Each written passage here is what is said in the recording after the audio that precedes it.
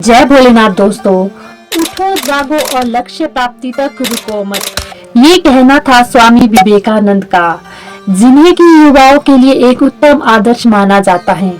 इसीलिए उनके जन्म दिवस को राष्ट्रीय युवा दिवस के रूप में मनाया जाता है। स्वामी विवेकानंद वेदांत के विख्यात और प्रभावशाली आध्यात्मिक गुरु थे। उनके बचपन का नाम नरेंद्र नाथ दत्त था। उनके पिता का नाम विश्वनाथ दत्त था और उनकी माताजी का नाम भुवनेश्वरी देवी था। स्वामी विवेकानंद का जन्म 12 जनवरी 1863 को कोलकाता में हुआ था। सन 1893 में अमेरिका के शिकागो में एक धर्म सम्मेलन हुआ था, जिसमें कि उन्होंने सनातन धर्म का प्रतिनिधित्व किया था और इस भाषण के बाद वो विश्व विख्यात हो गए।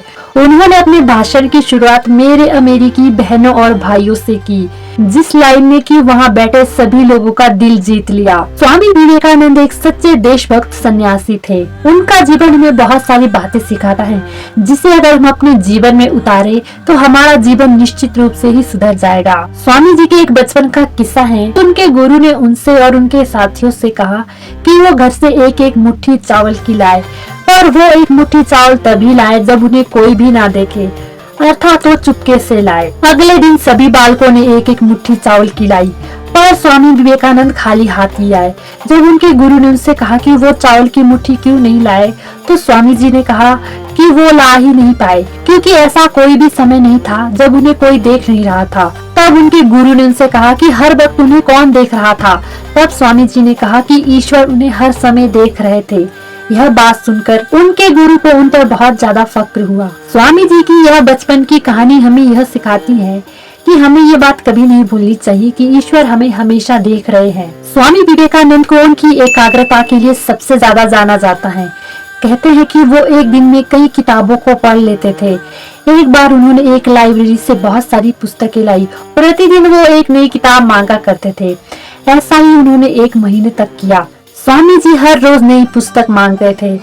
स्वामी जी का इस तरह से रोज एक नई पुस्तक मांगना वहाँ की व्यवस्थापिका को अचरज में डाल रहा था।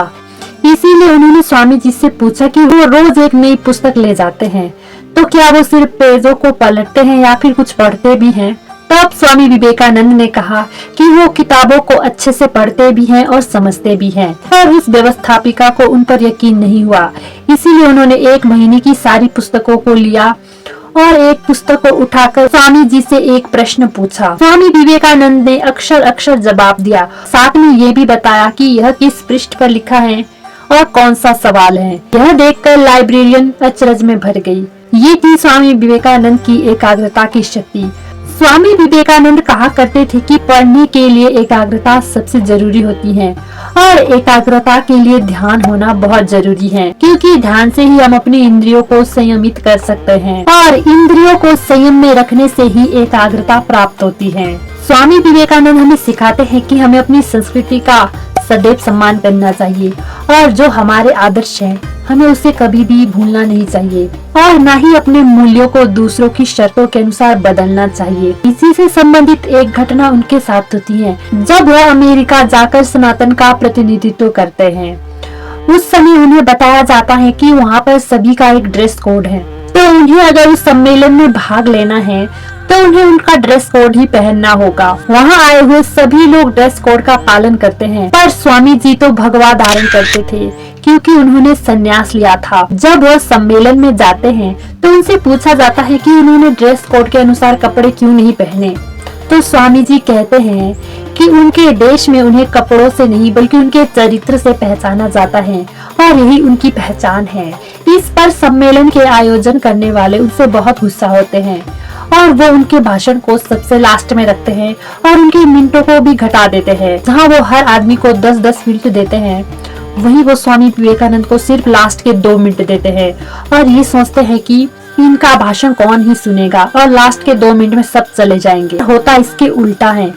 स्वामी विवेकानंद जब भाषण देना शुरू करते हैं तो सभी लोग उन्हें बड़े ही चाव से सुनते हैं। स्वामी विवेकानंद जी सन्यासी थे। उनकी परम खोज ईश्वर को लेकर थी, पर उन्हें अपनी जिज्ञासाओं का कहीं भी उत्तर नहीं मिल रहा था। एक दिन वो स्वामी रामकृष्ण परमहंस जी से मिलते हैं। उसके बाद उनका संपूर्ण जीवन बदल जाता है।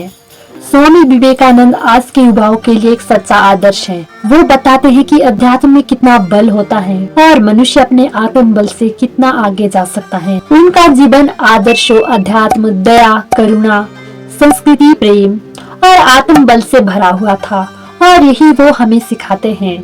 उनके जन्मदिन को मनाने का सबसे अच्छा तरीका यही है कि हम उनके एक गुण को तो सीखने का प्रयास करें। मेरी बातों को बड़े ध्यान से सुनने के लिए धन्यवाद।